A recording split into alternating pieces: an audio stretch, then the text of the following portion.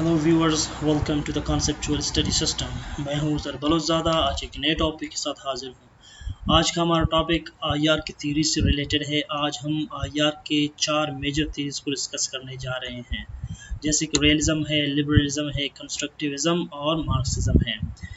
लेकिन जो सबसे इम्पोर्टेंट और फंडामेंटल और बेसिक थ्योरी है आईआर का, रियलिज्म है। रियलिज्म को हम 4 पिलर्स के ज़रिए समझने की कोशिश करेंगे। यानी ये 4 पिलर्स जो हैं, इन पे बेस्ड है रियलिज्म। जो सबसे पहला कॉन्सेप्ट है, सबसे पहला पिलर है, वो है ह्यूमन नेचर।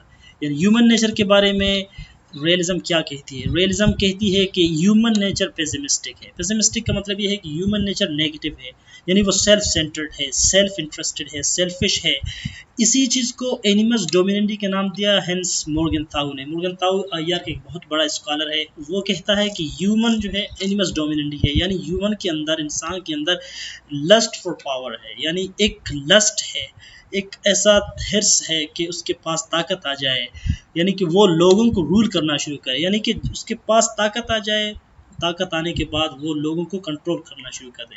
यानी कि दुनिया के किसी भी कोने में लोग रहते हों, इंसान रहते हों, सबकी नेचर एक जैसी है। सब एक जैसे सोचते हैं कि उनके पास ताकत आ जाए। हर एक, वो कहते हैं, हर एक इंसान के अंदर ये नेचर है कि मेरे पास ताकत आ जाए ताकि मैं दूसरों को कंट्रोल कर लूँ, मेरी अथॉरिटी बढ़ जाए, मेरे पास इख्तियारात आ जाएँ ताकि मैं दूसरों को डोमिनेट कर लूँ, मैं उनको डिक्टेट कर लूँ। पॉलिटिकली, सोशली, इकोनॉमिकली, फाइनेंशियली, हर सूरत में, हर शक्ल में, हर लेवल पे मैं दूसरों को डोमिनेट कर लूँ। दूसरे मेरी बात मान लें, दूसरे मेरे ताबेदार बन जाएं, वो मुझे ओबे करें, मैं डिक्टेट करूँ, वो ओबे करें। ताकि फिर जो यही सीन जब वो इंटरनेशनल लेवल पे चला जाता है तो क्या होता है कि स्टेट्स के दरमियान फिर कॉन्फ्लिक्ट बन जाता है। क्यों बन जाता है? क्योंकि स्टेट्स को चलाने वाले इंसान हैं, लोग हैं। इंसान के अंदर जब ये फितरत है कि वो चाहता है कि उसके पास ताकत आ जाए, तो फिर वो जो स्टेट वो चला रहा है, तो जाहिर सी बात है कि वो स्टेट को भी मजबूत बनाने की कोशिश करता है, ताकतवर बनाने की कोशिश करता है कि मेरा स्टेट, मेरी स्टेट मजबूत बन जाए, ताकतवर बन जाए, ताकि जो दूसरे स्टेट्स हैं वो उनको रूल कर ले, उन पे अपना इन्फ्लुएंस इंक्रीज कर ले। और फिर क्या हो कि वो आहिस्ता आहिस्ता वो एक्सपेंड करे अपनी टेरिटोरी को, अपने इन्फ्लुएंस को, और इंक्रीज करता जाए आगे। और तो ये क्या होता है ना कि जब हर स्टेट के अंदर जब ऐसी सिचुएशन बन जाती है ना, तो फिर क्या होता है, तो फिर वो कहते हैं कि ना, जो दूसरा पिलर है वो है कॉन्फ्लिक्चुअल रिलेशंस। वो कहता है ह्यूमन नेचर पेसिमिस्टिक है, और जो कॉन्फ्लिक्चुअल रिलेशंस हैं, यानी इंटरनेशनल रिलेशंस जो हैं, बैनुल-अक़वामी ताल्लुकात, स्टेट्स के दरमियान जो ताल्लुकात है वो कॉन्फ्लिक्चुअल हैं। यानी स्टेट्स के दरमियान कोई कोऑपरेशन नहीं है, बल्कि हर स्टेट दूसरे स्टेट को एक कंपटीटर की नज़र से देखती है। वो देखती है, ये देखती है कि दूसरा स्टेट जो है वो उसकी कंपटीटर है, उसके लिए एक चैलेंजिंग एक्टर है। तो फिर क्या होता है ना कि स्टेट्स के दरमियान एक कॉन्फ्लिक्ट बन जाता है, क्रिएट होता है। तो फिर ये जो कॉन्फ्लिक्ट है ये कैसे फिर रिजॉल्व होते हैं, यानी मसले कैसे हल होते हैं, ये कॉन्फ्लिक्ट से कैसे सॉल्व होते हैं? तो वो कहते हैं कि रिजॉल्व बाय वार। यानी जो ये रिलेशन है वो वार के ज़रिए, तो ये रिजॉल्व होते हैं वार के ज़रिए, यानी जंगों के ज़रिए मसलों का हल निकल आता है। यानी इनके दरमियान, स्टेट्स के दरमियान कोई कोऑपरेशन नहीं है, कोई दोस्ताना, कोई फ्रेंडशिप, कोई दोस्ती नहीं है, बल्कि कॉन्फ्लिक्चुअल रिलेशंस हैं। यानी इंटरनेशनल रिलेशंस कॉन्फ्लिक्चुअल हैं। तो वो फिर वो क्या बात करती है, रियलिज्म ये कहती है कि जब स्टेट्स के दरमियान इंटरनेशनल रिलेशन जब कॉन्फ्लिक्चुअल होते हैं और रिजॉल्व बाय वार होते हैं, तो फिर क्या होता है कि हर स्टेट ये चाहती है कि उसके पास ताकत आ जाए। तो ये ताकत का जो नशा है, ताकत का जो लालच है, जो हिर्स है, वो ये लस्ट है, वो ये हर स्टेट ये कहती है कि ताकत मेरे पास आ जाए। तो क्या होता है, तो फिर स्टेट्स के दरमियान एक पावर पॉलिटिक्स स्टार्ट होती है। यानी स्टेट्स पावर के लिए सेल्फ इंटरेस्टेड हो जाती हैं कि ताकत मेरे पास आ जाए। जब ताकत आ जाती है तो फिर वो दूसरे स्टेट्स को, जो कमज़ोर स्टेट्स हैं, वीक स्टेट्स हैं, उनको वो डोमिनेट करना स्टार्ट करते हैं, उनको डिक्टेट करना स्टार्ट करते हैं। तो फिर क्या होता है, हर स्टेट के पास यही नशा, यही जो एम्बिशन है वो ये है कि पावर आ जाए। तो पावर के साथ जब वो कन्फ्रंटेशन आ जाता है तो फिर क्या होता है, वार होता है। वो क्या था, वार पर रिजॉल्व होते हैं किसी से, यानी जो इश्यूज होते हैं वो वार के ज़रिए रिजॉल्व होते हैं। फिर वो कहते हैं कि तीसरा जो पिलर है वो कहते हैं कि सिक्योरिटी एंड स्टेट सर्वाइवल। ये दो चीज़ें यानी सिक्योरिटी और स्टेट सर्वाइवल, वो कहते हैं कि ये इंटरनेशनल रिलेशंस के जो इंटरेस्ट हैं, नेशनल इंटरेस्ट के जो फर्स्ट एंड फॉरमोस्ट यानी जो तरजीहात होती हैं वो सिक्योरिटी और स्टेट सर्वाइवल होती है। कि कुछ भी हो जाए, कोई कोई नाराज़ हो जाए, कोई जंग हो जाए, कोई कॉपरेशन, कुछ भी हो जाए, लेकिन सिक्योरिटी यानी स्टेट की सिक्योरिटी और लोगों की सिक्योरिटी और स्टेट सर्वाइवल यानी स्टेट को कोई नुकसान न पहुंचे, स्टेट की सर्वाइवल खतरे में ना पड़ जाए, वो इसके लिए वो कहती हैं कि स्टेट जो इसके लिए हर चीज़ सेक्रीफाइस कर सकती हैं कि सिक्योरिटी को इंश्योर कर लें और स्टेट सर्वाइवल को इंश्योर कर लें। ये दो चीज़ें वो कहती हैं कि हर सूरत में उन्हें हासिल करनी है। तो फिर क्या करते हैं कि जब स्टेट ये देखती हैं कि अगर स्टेट खुद वीक है तो फिर वो क्या कहते हैं, वो कहते हैं कि दूसरे स्टेट्स का जो पावर है वो पावर का यूज़ करके जो वीक स्टेट है उसे डोमिनेट कर लेते हैं। तो सिक्योरिटी खतरे में पड़ जाती है और स्टेट सर्वाइवल भी वो खतरे में पड़ जाती है। तो वो कहते हैं कि एक्यूमुलेशन ऑफ पावर, तो वो कहते हैं कि पावर जो है गेन किया जाए ताकि स्टेट को मजबूत किया जाए उन खतरात के खिलाफ जो कि सिक्योरिटी और स्टेट सर्वाइवल को ख़तरे में डाल रहे हैं। तो फिर वो क्या करते हैं, वो कहते हैं कि रिस्पॉन्सिबल फॉर इंडिविजुअल सिक्योरिटी, वो इंडिविजुअल सिक्योरिटी के लिए वो रिस्पॉन्सिबल हैं।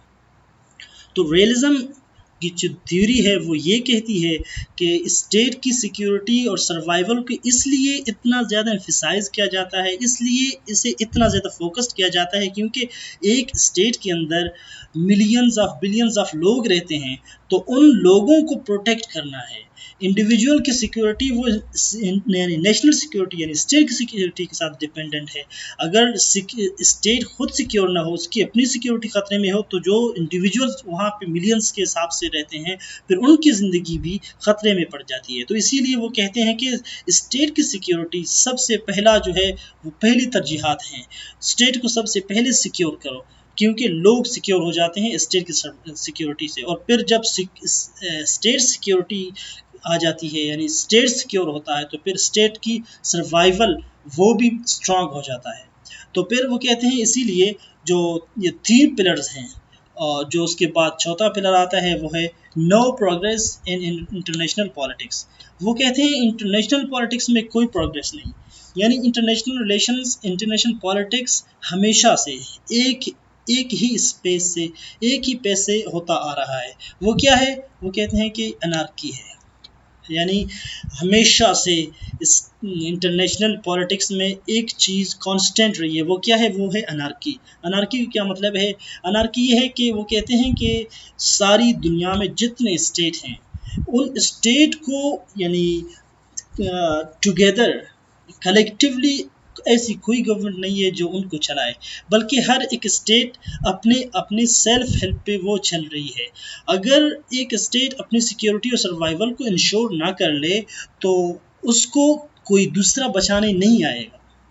अगर एक स्टेट पे वॉर आ जाए, कोई उस पर हमला कर दे, अटैक कर ले, तो उसको अपनी सेल्फ हेल्प की ज़रूरत पड़ती है। कोई दूसरा नहीं है जो उसे उस हमले से बचाए, मुश्किल हालात में उसकी मदद करे, ऐसा कुछ नहीं है। वो कहते हैं अनार्की है। अनार्की का मतलब ही है कोई यानी स्ट्रक्चर पे यानी कि एक स्टेट से बियॉन्ड ऊपर कोई भी गवर्नमेंट नहीं है जो स्टेट्स को कंट्रोल कर ले, किसी स्टेट को डिक्टेट कर ले, बल्कि हर एक स्टेट को अपनी मदद आपके तहत चलनी होती है।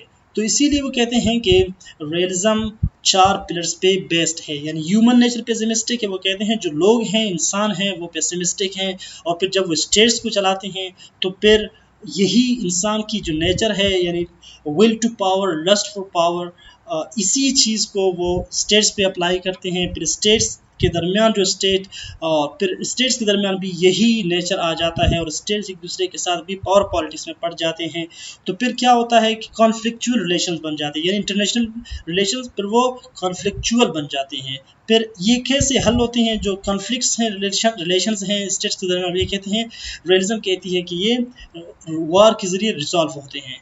फिर वो क्या होता है कि जब पावर के लिए फिर कंपटीशन बन जाती है, फिर वो पावर पॉलिटिक्स बन जाता है। फिर वो कहते हैं कि जो तीसरा पिलर है वो है सिक्योरिटी एंड स्टेट सर्वाइवल, यानी स्टेट सर्वाइवल और सिक्योरिटी रियलिस्ट के पर्सपेक्टिव में बहुत ही इंपॉर्टेंट और फोकस्ड पॉइंट्स हैं। तो वो कहता है कि जो चौथा पॉइंट है वो कहते हैं कि इंटरनेशनल पॉलिटिक्स में कोई प्रोग्रेस नहीं, हमेशा से अनार्की होती आ रही है और हमेशा अनार्की रहेगी। आईआर की जो दूसरी थ्योरी है वो है लिबरलिज्म। लिबरलिज्म इसके 4 एलिमेंट्स हैं, freedom, cooperation, peace and progress. जो लिबरल हैं वो रियलिस्ट से बिल्कुल अपोज करते हैं। वो ये कहते हैं कि जो इंटरनेशनल रिलेशंस हैं उनकी जो स्ट्रक्चर है, यानी उनकी जो नेचर है वो फ्रीडम पे बेस करती है। कोऑपरेशन यानी स्टेट्स के दरमियान, यानी एक दूसरे के हर स्टेट उसके लोगों को फ्रीडम इंश्योर हो, और कोऑपरेशन स्टेट्स के दरमियान हो, पीस हो और प्रोग्रेस हो। यानी वो बिल्कुल अपोजिट सोचते हैं रियलिस्ट से, कि रियलिस्ट कहते थे कि इंटरनेशनल रिलेशंस कॉन्फ्लिक्चुअल हैं, लेकिन ये कहते हैं कि नहीं, पीस प्रोग्रेस हो। वो कहते थे कोऑपरेशन की बात नहीं कर रहे थे, यहाँ पे कहते हैं कोऑपरेशन हो स्टेट्स के दरमियान। जो इसके अर्ली थिंकर्स हैं जैसे कि जॉन लॉक है, बेंथम है और कांट है, ये इसके अर्ली थिंकर्स हैं लिबरलिज्म के। देखें यहाँ पे वो पॉजिटिव व्यू की बात करते हैं ह्यूमन नेचर की, यानी ह्यूमन नेचर वो ऑप्टिमिस्टिक है। वहाँ पे वो रियलिज्म में वो कह रहे थे कि ना ह्यूमन नेचर पेसिमिस्टिक है, यानी ह्यूमन नेचर नेगेटिव है। यहाँ पे वो कहते हैं ऑप्टिमिस्टिक है। ऑप्टिमिस्टिक का मतलब ये है कि ह्यूमन नेचर पॉजिटिव है, यानी ह्यूमन नेचर कोऑपरेटिव है। ह्यूमन नेचर के पास वो नहीं चाहते कि जंग हो, फसाद हो, बल्कि वो कहते हैं वो इंसान, वो कहते हैं कि पीस के साथ रहना चाहते हैं, कोऑपरेशन के साथ रहना चाहते हैं। वो कहते हैं कि इंसानी फितरत, ह्यूमन नेचर रेशनल है, यानी वो सोच समझ कर फैसला कर सकते हैं, वो डिसीजन ले सकते हैं कि किस तरह वो एक पीसफुल एटमॉस्फेयर क्रिएट कर लें। और वो कहते हैं कि ह्यूमन नेचर कोऑपरेटिव है। वो कहते हैं कि इंसान ये चाहता है कि वो दूसरे के साथ कोऑपरेट करके अपना मसला भी हल करे और उसका भी मसला हल हो। तो उनके जो रियलिस्ट्स हैं उनके बिल्कुल वो अपोजिट सोचते हैं, अपोजिट वो उनकी थिंकिंग है। तो फिर वो कहते हैं कि कोऑपरेशन टू इंश्योर सर्वाइवल। वहाँ पे वो कहते थे कि to gain power to for state survival, यानी स्टेट की सर्वाइवल और सिक्योरिटी के लिए ताकत को बढ़ाया जाए, ताकत जो है ज़्यादा से ज़्यादा एक्यूमुलेट किया जाए। चाहे वहाँ पे कोई दुश्मनी हो, जंग हो, कुछ भी हो, लेकिन जो नेशनल इंटरेस्ट है, जो फर्स्ट नेशनल इंटरेस्ट है वो सिक्योरिटी और स्टेट सर्वाइवल है। लेकिन यहाँ पे लिबरल ये कहते हैं कि कोऑपरेशन हो, स्टेट्स के दरमियान कोऑपरेशन हो तो फिर स्टेट भी सर्वाइवल, यानी उसकी सर्वाइवल भी इंश्योर होता है। वो कैसे? जब दो स्टेट एक दूसरे के साथ वो ट्रेड कर रहे हैं, कोऑपरेशन कर रहे हैं, एक दूसरे के साथ उनकी रिलेशंस हैं, यानी पॉजिटिव रिलेशन है, तो फिर वो स्टेट एक दूसरे के साथ जंग नहीं करते, वार की तरफ नहीं जाते। क्यों? इसलिए कि एक दूसरे के साथ उनकी रिलेशन है, एक दूसरे के साथ ट्रेड उनकी चल रही है। अगर एक दूसरे के साथ जंग कर ले तो उनकी जो ट्रेड है वो ख़त्म हो जाती है और उनको नुकसान उठाना पड़ता है। तो इसके अलावा वो बात करते हैं, वो म्यूचुअल कोऑपरेशन की बात करते हैं। वो कहते हैं कि एक दूसरे के साथ कोऑपरेशन हो, स्टेट एक दूसरे के साथ कोऑपरेट करती हैं, क्योंकि इंसानी फितरत, इंसानी मिजाज, ह्यूमन नेचर वो खुद कोऑपरेटिव है, रेशनल है। तो जब वो स्टेट्स को लीड करते हैं, स्टेट्स को रन करती हैं, तो फिर वो क्या करते हैं कि वो कोऑपरेशन की जो एटमॉस्फेयर है उससे वो स्प्रेड करते हैं कि ताकि ज़्यादा से ज़्यादा कोऑपरेशन हो स्टेट्स के दरमियान। तो इसी कोऑपरेशन से स्टेट सर्वाइवल भी होता है, सिक्योरिटी भी बढ़ जाती है, जो लोग हैं उनको भी फ्रीडम मिल जाती है और पीस वहाँ पे स्प्रेड होता है। इसके अलावा वो कहते हैं इंटरडिपेंडेंस की बात करते हैं। इंटरडिपेंडेंस की मतलब ये है कि हर स्टेट की दूसरे के साथ ऐसे रिलेशन हो, ऐसे उनके साथ वो उनके इंटरेक्शंस हो कि एक स्टेट की जो यानी इकॉनमी है उसकी जो पॉलिटिक्स है वो एक दूसरे के साथ इंटरडिपेंडेंट हो, एक स्टेट दूसरे के साथ उनकी कॉपरेशन बहुत ज़्यादा कॉम्प्लेक्स हो, तो फिर वो कहते हैं इस एक स्टेट दूसरे स्टेट के साथ उनकी जो तिजारत है वो फिर उस स्टेट की दूसरे के साथ उसकी दूसरे के साथ, यानी कि सारी दुनिया में यानी ग्लोब पे जितने स्टेट हैं हर स्टेट की दूसरे के साथ रिलेशन हो, तो फिर उनको वो इंटरडिपेंडेंस का नाम देते हैं कि इंटरडिपेंडेंस के ज़रिए वो कोऑपरेशन को, पीस को, फ्रीडम को और प्रोग्रेस को फिर वो इंश्योर कर सकते हैं। इसके अलावा जो लिबरल्स हैं वो कहते हैं कि इन चीज़ों को कैसे स्ट्रक्चर किया जाए, यानी कॉपरेशन को, इंटरडिपेंडेंस को और प्रोग्रेस को, सर्वाइवल को, इन चीज़ों को कैसे स्ट्रक्चर किया जाए, कैसे स्टार्ट किया जाए, कैसे उनको एक ऐसी किसी इंस्टीट्यूशन के अंदर उनको बनाया जाए ताकि वो इंश्योर हों, रूल्स हों, रेगुलेशंस हों, नॉर्म्स हों। फिर वो कहते हैं कि इंटरनेशनल इंस्टीट्यूशंस बनाए जाएँ। वो कहते हैं कि ऐसा नहीं होता कि हर तरफ से यानी एक स्टेट दूसरे के स्टेट के साथ कर ले, वो कहते हैं नहीं, इंटरनेशनल इंस्टीट्यूशंस हों, यानी स्टेट्स के बियॉन्ड कुछ ऐसे इंस्टीट्यूशंस हों जो सारे स्टेट्स को फिर वो सुपरवाइज कर लें, उनकी सुपरविजन में इंटरनेशनल यानी इश्यूज़ हों या इंटरनेशनल प्रोग्रेस हो उनको इंश्योर किया जाए। तो वो कहते हैं कि जब इंटरनेशनल इंस्टीट्यूशंस बन जाते हैं तो फिर कॉन्फ्लिक्ट्स भी रिजॉल्व होते हैं, यानी अगर स्टेट्स के दरमियान कि कोई दो स्टेट्स हों उनके दरमियान कोई मसला हो, कोई इशू हो, तो फिर उस इशू को इंटरनेशनल इंस्टीट्यूशंस के ज़रिए रिजॉल्व किया जाए, या जो पीस है, कोऑपरेशन है, ट्रेड है, उनको भी सुपरवाइज इंटरनेशनल इंस्टीट्यूशंस कर लें। तो लिबरलिज्म की जो सोच है, जो थिंकिंग है, वो रियलिज्म से बिल्कुल अपोजिट है। फिर वहाँ पे वो पावर पॉलिटिक्स की बात कर रहे थे, वहाँ पे वो स्टेट सर्वाइवल और पावर एक्यूमुलेशन की बात कर रहे थे। यहाँ पे वो कहते हैं कि नहीं, पावर सिर्फ स्टेट्स को जंग से नहीं बचा सकता या जंग को नहीं जिताया जा सकता, बल्कि वो कहते हैं कि पीस हो, कोऑपरेशन हो, फ्रीडम हो, तो फिर क्या होता है, प्रोग्रेस होता है। प्रोग्रेस को क्या करना है कि इंस्टीट्यूशंस के ज़रिए, इंटरडिपेंडेंस के ज़रिए, म्यूचुअल कोऑपरेशन के ज़रिए तो स्टेट भी सर्वाइव करता है, और इसके अलावा जो है स्टेट की सिक्योरिटी और लोगों की फ्रीडम को होता है, और पीस भी बन जाता है, और कोऑपरेशन भी उन सबको स्टेट को मिल जाती है। इसके अलावा जो थर्ड हमारी थ्योरी है वो मार्क्सिज्म है। मार्क्सिज्म की जो मेन फोकस है वो इकोनॉमी है। मार्क्सिज्म ये कहती है यानी मार्क्सिज्म की जो फ़िलासफ़र है, जो अर्ली फ़िलासफ़र है वो कार्ल मार्क्स है। मार्क्स ये कहता था कि इकोनॉमी सारे मसाइल की, सारे जंगों की, उनकी जो जड़ है वो इकोनॉमी है।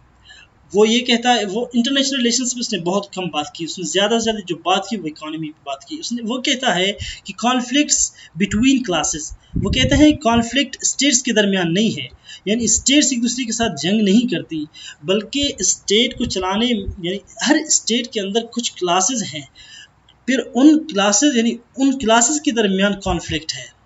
वो क्लासेस कौन से हैं? क्लासेस प्रोलेटरेट हैं और बुर्जुआज है, यानी दो क्लासेस हैं, बुर्जुआज और प्रोलेटरेट।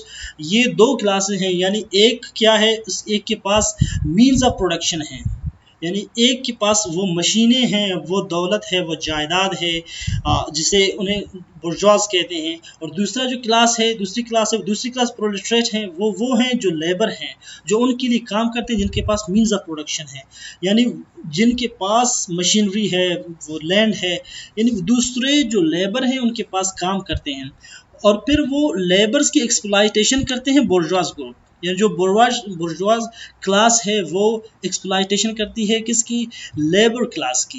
लेबर उनके पास काम करती है, लेकिन लेबर को वो एक्सप्लॉयट करते हैं, यानी लेबर सुबह से शाम तक उनके पास काम करती है, लेकिन शाम को क्या होता है कि उनकी जो प्रोडक्शन है लेबर की, उसकी प्रोडक्शन ज़्यादा है उसकी यानी एज़ कम्पेयर टू उसकी वेज की, यानी उससे जो वेज मिल रही है वो वेज कम है, उसकी जो मजदूरी है या जो काम है उससे ज़्यादा कम है। तो फिर वो क्या कहती है कि अभी जो लेबर हैं ये कभी एक ऐसा टाइम आ जाता है कि वो फिर इस चीज़ से बेजार हो जाते हैं, एक्सप्लॉयटेशन से बुर्जुआज क्लास की।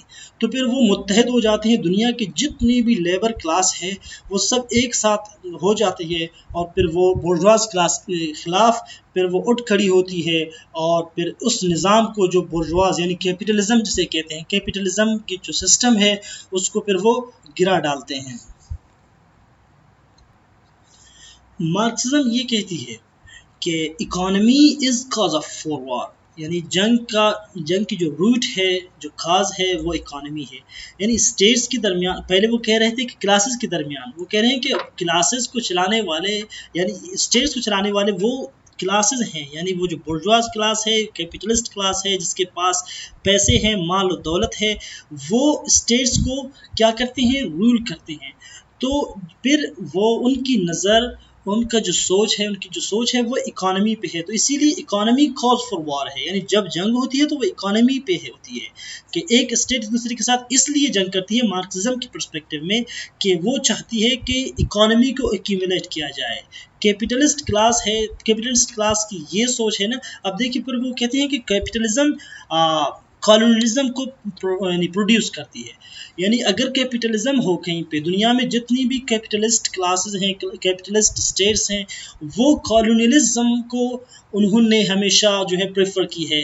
यानी ब्रिटेन को आप देख लें, ब्रिटेन, फ्रांस को देख लें, वो कैपिटलिज्म पे यानी कैपिटलिस्ट स्टेट्स थे, तो उन्होंने कॉलोनीज बढ़ाई। कॉलोनीज इसलिए बढ़ाई कि कॉलोनीज के ज़रिए जहाँ जिस स्टेट को उन्होंने कॉलोनी बनाई थी अपनी, वो स्टेट के जितने रिसोर्सेज हैं यानी इकोनॉमी है, उस इकोनॉमी के लिए उन्होंने स्टेट्स को कॉलोनी बनाई थी अपनी। तो वो कहते हैं कि कैपिटलिज्म स्टेट्स के दरमियान कॉन्फ्लिक्ट को क्रिएट करते हैं। यानी कॉन्फ्लिक्ट्स इसलिए बन जाते हैं कि कैपिटलिज्म का जो निज़ाम है, कैपिटलिज्म का जो सिस्टम है, कैपिटलिज्म कॉन्फ्लिक्ट्स को बढ़ाती है आगे इकोनॉमी की खातिर। फिर वो कहते हैं कि social forces capitalist ruling classes, वो कहते हैं कि सोशल फोर्सेस यानी जो कैपिटलिस्ट क्लास है वो रूलिंग क्लास है, यानी स्टेट्स को चलाने वाले कैपिटलिस्ट हैं, क्योंकि जिनके पास पैसे ही नहीं हैं तो फिर वो किसी स्टेट को रूल कैसे कर सकते हैं। हमेशा पॉलिटिक्स में वही लोग आ जाते हैं, वही लोग प्रेसिडेंट बन जाते हैं, वही लोग प्राइम मिनिस्टर्स बन जाते हैं जो कि कैपिटलिस्ट क्लास से ताल्लुक़ रखते हैं, बिलोंग करते हैं वो लोग। तो फिर वो स्टेट्स को चलाती हैं। तो उनका जो गोल होता है वो इंटरनेशनल डोमिनेंस होता है, यानी वो चाहते हैं कि जो इंटरनेशनल डोमिनेंस है वो सारी दुनिया को डोमिनेट कर लें। तो फिर वो गोल को एक्यूमुलेट करने के लिए, गोल को हासिल करने के लिए फिर वो इंटरनेशनल डोमिनेंस क्रिएट करते हैं कि उस स्टेट पे कब्ज़ा किया जाए, उस पर अटैक किया जाए, ताकि उसके जो रिसोर्स हैं, जो अपनी इकोनॉमी को इंक्रीज़ करने के लिए, इकोनॉमी को इन्हेंस करने के लिए फिर वो इंटरनेशनल डोमिनेंस की तरफ जाते हैं। फिर इंटरनेशनल डोमिनेंस क्या करती है, फिर वो कॉलोनियलिज्म की तरफ ले जाती है। फिर स्टेट्स के दरमियान जब भी कोई वार आ जाए तो मार्क्सिज्म ये कहती है कि आपने उसको इकोनॉमी की लेंस से देखनी है, कि हमेशा इकोनॉमी के जो इंटरेस्ट्स होते हैं वो उन्हीं स्टेट्स को वॉर की तरफ ले जाती हैं। फिर इसके बाद जो थ्योरी है वो है कंस्ट्रक्टिविज्म। कंस्ट्रक्टिविज्म इसकी जो है फोकस है आइडियाज़ एंड बिलीफ्स। वो कहती है कंस्ट्रक्टिविज्म के स्टेट्स अगर कोऑपरेशन की तरफ जाएं या कॉन्फ्लिक्ट्स, कन्फ्रंटेशंस की तरफ जाएं, इसकी वजह आइडियाज़ और बिलीफ्स हैं। वो क्यों? वो कहते हैं कि जो इंटरनेशनल रिलेशंस हैं वो सोशल हैं, मटेरियल नहीं है।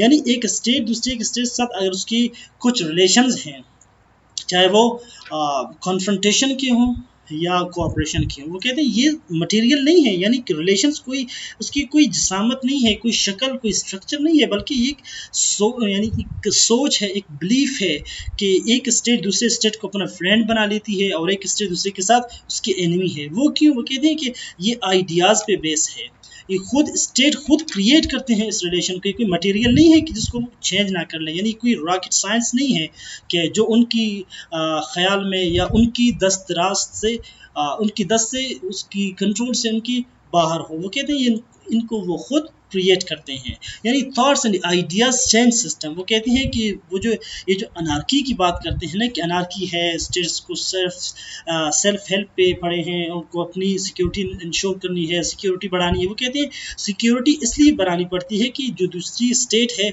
दूसरी स्टेट के साथ जब बिलीफ्स और आइडियाज़ जब एनिमीज़ वाले हों, यानी दुश्मन वाले आइडियाज़ हों, बिलीफ्स हों, उनके साथ वही रिलेशन बन जाए, तो फिर आपने अपनी सिक्योरिटी को, स्टेट सर्वाइवल को इंश्योर करने के लिए ताकत का आपने फिर इस्तेमाल करना होता है, या ताकत पावर एक्यूमुलेट करना होता है। वो कहते हैं कि आइडियाज़ आर प्राइमरी, के जो आइडियाज़ हैं वो कहते हैं ये पहले आ जाती हैं, मटेरियल कैपेबिलिटी सेकेंडरी। वे कहते हैं, ये नहीं कहते कि नहीं आपने ताकत नहीं बढ़ानी है, आपने पावर नहीं गेन करना है, आपने फ़ौज नहीं बढ़ानी है, आपने मिसाइल्स, आपने असलहात, अपने वेपन्स नहीं बनाने। वो कहते हैं कि ये भी बनाने हैं, लेकिन ये सेकेंडरी हैं, यानी जो पहली चीज़ है, जो प्राइमरी चीज़ है, इंपॉर्टेंट चीज़ है, वो आइडियाज़ हैं। आपने अगर स्टेट्स के साथ, दूसरे स्टेट्स के साथ अगर आपकी जो रिलेशन है वो अगर फ्रेंडशिप वाले हैं, तो आपकी जो मिलिट्री कैपेबिलिटी है उसके ख़िलाफ़ नहीं है, आपने उसके ख़िलाफ़ मटेरियल कैपेबिलिटी यानी मिलिट्री की कैपेबिलिटी को नहीं बढ़ानी है, क्योंकि वो स्टेट आपकी दोस्त है, वो आपके ख़िलाफ़ जंग नहीं करेगी। तो वो कहते हैं कि अगर आपने आइडियाज़ को फ्रेंडशिप वाले रखे हैं, तो फिर आपने मिलिट्री कैपेबिलिटी को सेकेंडरी पे रखनी है। वो कहते हैं कि आइडेंटिटी, इंटरेक्शन एंड इंटरेस्ट, वो इन चीज़ों की बात करते हैं कि आइडेंटिटी जो है,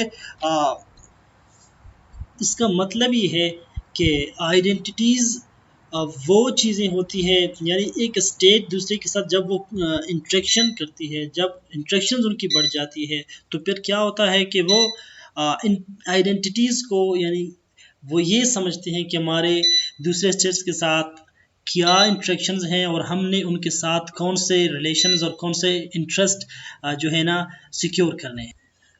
यानी स्टेट्स को पता चल जाता है कि दूसरे स्टेट्स के साथ कोऑपरेशन और इंस्ट्रक्शंस रखने के बाद हमने उसके साथ कौन से इंटरेस्ट्स बढ़ाने हैं, बनाने हैं, यानी हमने उसके साथ क्या ताल्लुकात हमने डेवलप करने हैं।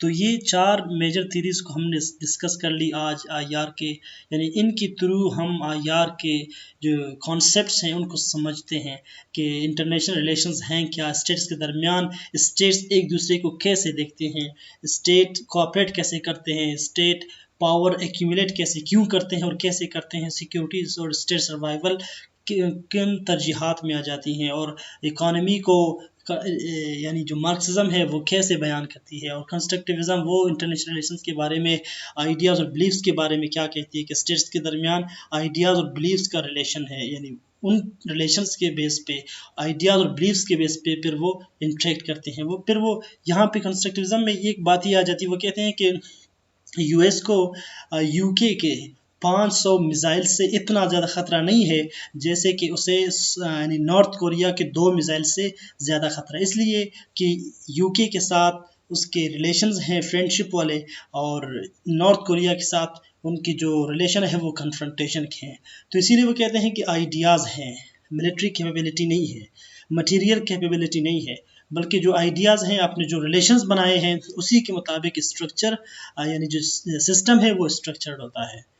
तो आज हम अपना ये वीडियो यहाँ पे ख़त्म करते हैं, और उम्मीद करते हैं कि आज को हमारी ये वीडियो आप लोगों को पसंद आई होगी। अगर आप लोगों को हमारी ये वीडियो आज पसंद आई तो आप चैनल को लाइक, शेयर और सब्सक्राइब ज़रूर कीजिएगा, और हमें अपने राय से, अपने कमेंट से आगाह कीजिएगा, और इंशाल्लाह मिलते हैं हम एक दूसरे वीडियो में एक नए टॉपिक के साथ। Thank you, bye.